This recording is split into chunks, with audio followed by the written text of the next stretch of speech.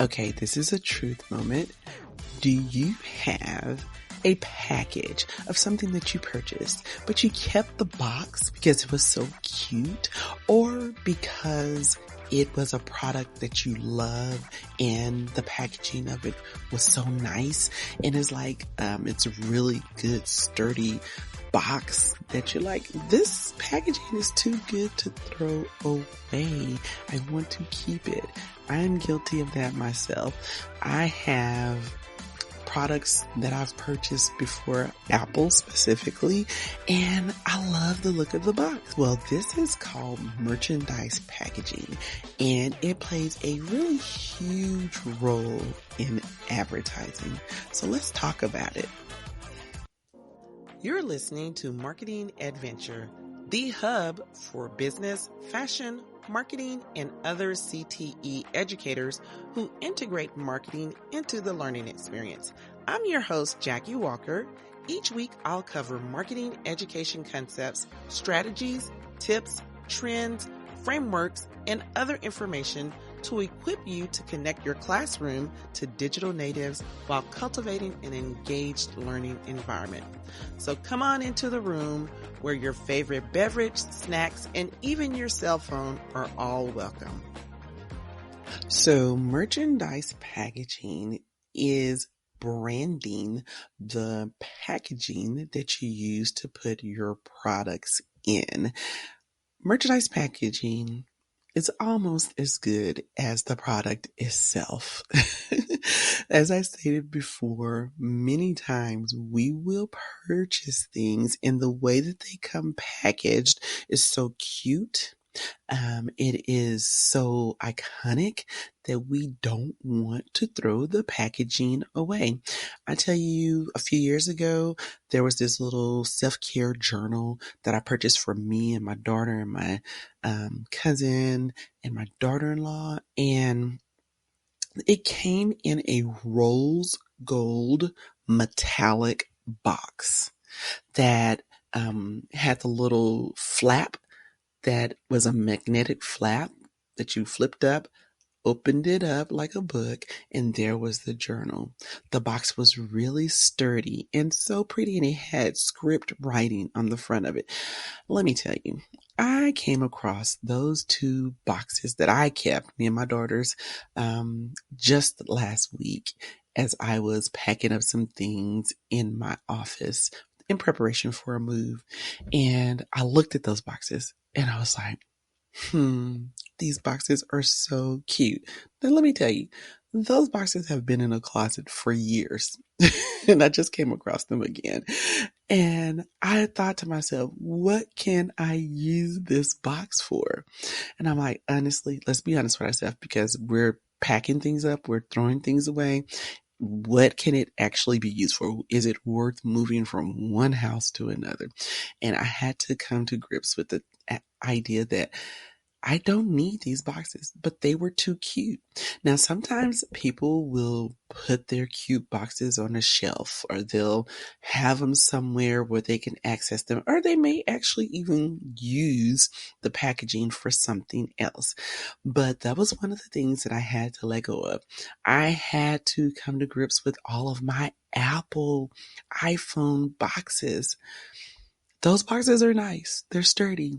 And in my class, what I did one time was actually take them to my classroom, and we used it as a part of a display. So in my mind, I'm thinking there's other uses for the packaging when they're nice and they're sturdy and they're good.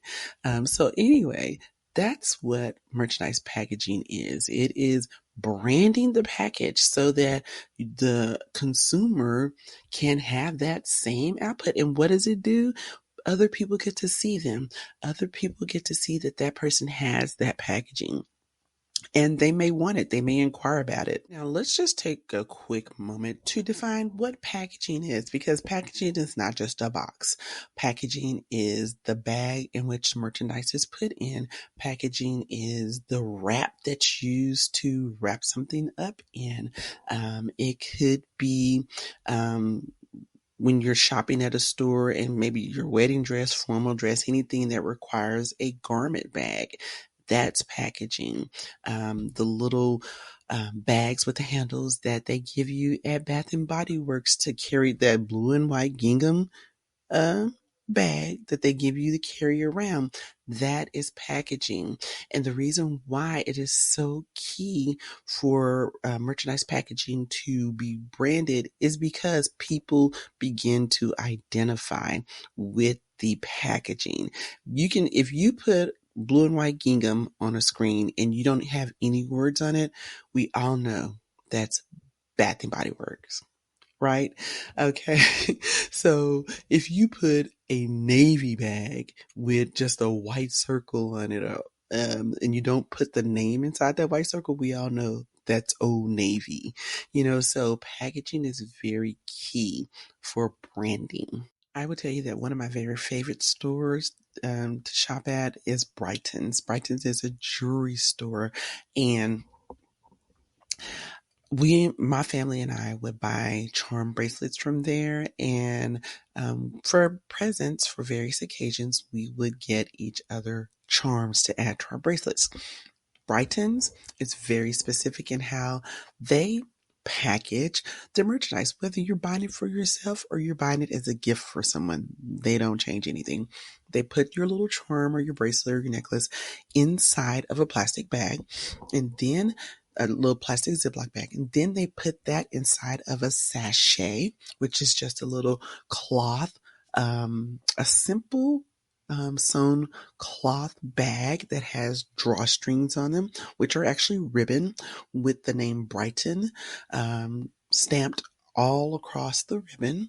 And the sachet bags were generally some type of floral print. It was a variety. They didn't have a specific floral print. That's what made it cute, is because you never knew which floral bag you were going to get.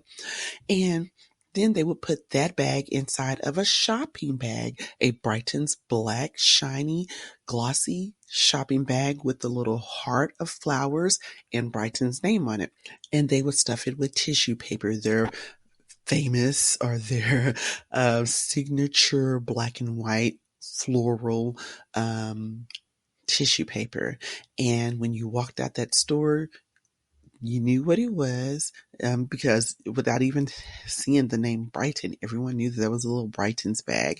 But they wrapped up their merchandise in layers of packaging, which made you feel special because you walked out like you had just received a gift from someone, even though you bought it yourself. So it was the packaging that made it an experience and made it special. So that's what packaging is all about. Let's talk about what is on packaging. I've mentioned a few things already. So the company's name can be on packaging, the company's logo, the company's colors, which is very key and very recognizable immediately when you see colors or a certain design. They can also have their slogan on it. If you saw a bag that just had just do it, you already know that's Nike. They don't even have to put the swoosh on there. You see a bag, regardless of the color of it, it said just do it. You already know what brand that is. So those are some of the things that you'll see on packaging. Now, on this website, Quantilope, they talk about why companies and brands should invest in packaging. Their statement is that packaging directly influences consumer perception and purchase decisions. That's something to really think about, because people do get an idea of what a company's like when they see how they package up the product. It shows that they care. It shows that they're about quality. It really shows their personality. It's a lot of things that people can see based on your packaging. They go on to say that effective packaging goes beyond the physical aspect of the packaging. It communicates value, as I stated before. It sets the product apart from its competitors, and it commands the attention in a crowded retail environment. You want to be able to stand out, whether it's physical retail location, brick and mortar, or it's online. Packaging is what's going to help you stand out from the rest. Now, some of the things that a company should consider when they're thinking about their packaging is is it going to resonate with their target audience?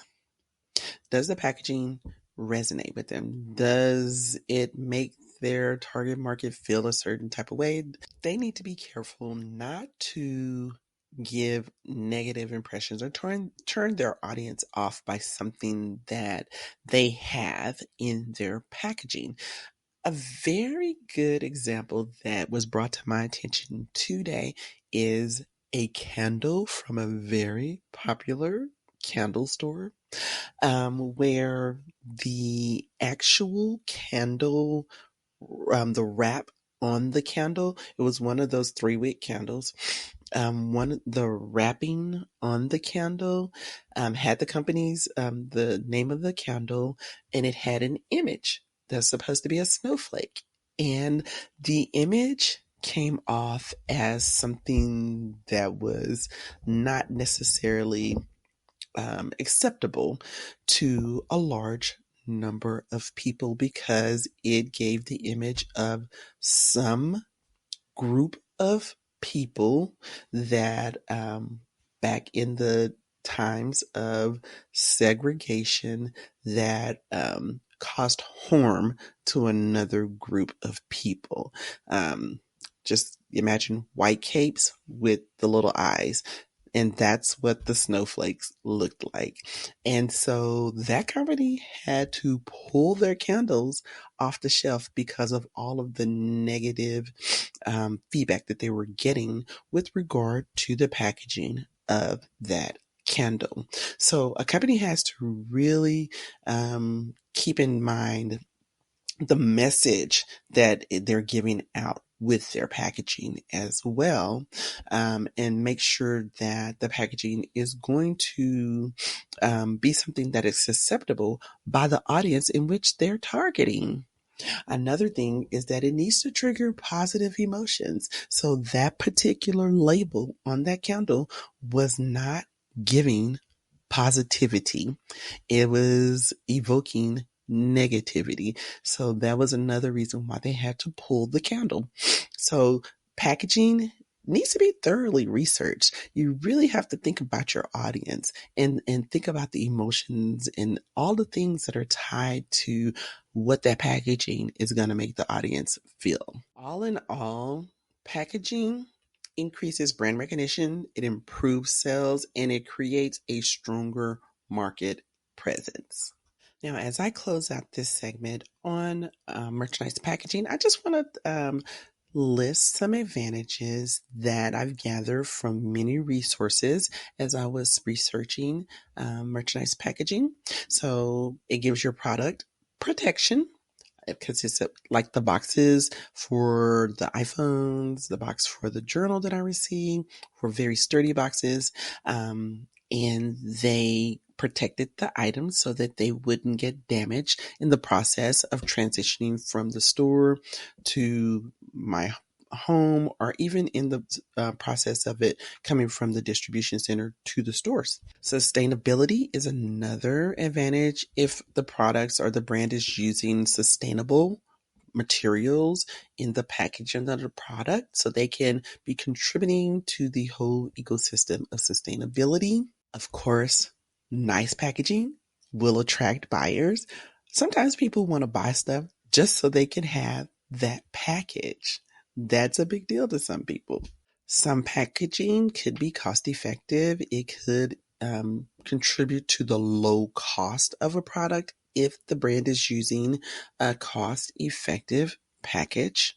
So quality is another advantage, is that if you use nice, durable merchandise packaging, then it gives the impression that the product itself is high quality and very durable. Durability is another advantage because if something's very durable, it can be used for other things. My son collected Nike boxes, and although they were pretty much used as a display in his room, he also could use them to store other things in, even though they were a display in his room. So those are some of the advantages of merchandise packaging.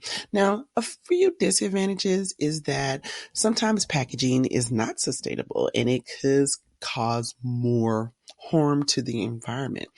Sometimes because of the cost of the designs and making the packaging customizable to the brand, it could cause a product to be more expensive because that is one of the variable costs that is rolled into the final selling price of a product.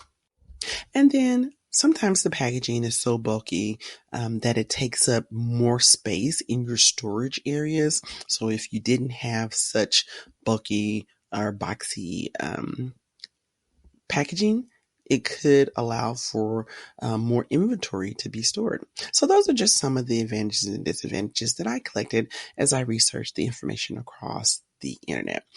I hope that learning about merchandise packaging has been very valuable to you and that you'll be able to use this in your resources for advertising. I do thank you for joining me here at Marketing Adventure with Jackie, and I do invite you to come back next week when we talk about mobile advertising. Once again, thanks for being here and have a wonderfully blessed day. Thanks for listening to Marketing Adventure. Remember to subscribe, rate, review, and share this episode with someone you think would benefit from the information shared here today. If you have any questions or want to connect with me, find me on Instagram at Marketing Adventure. All links and resources discussed in this episode can be found in the show notes at marketingadventure.com.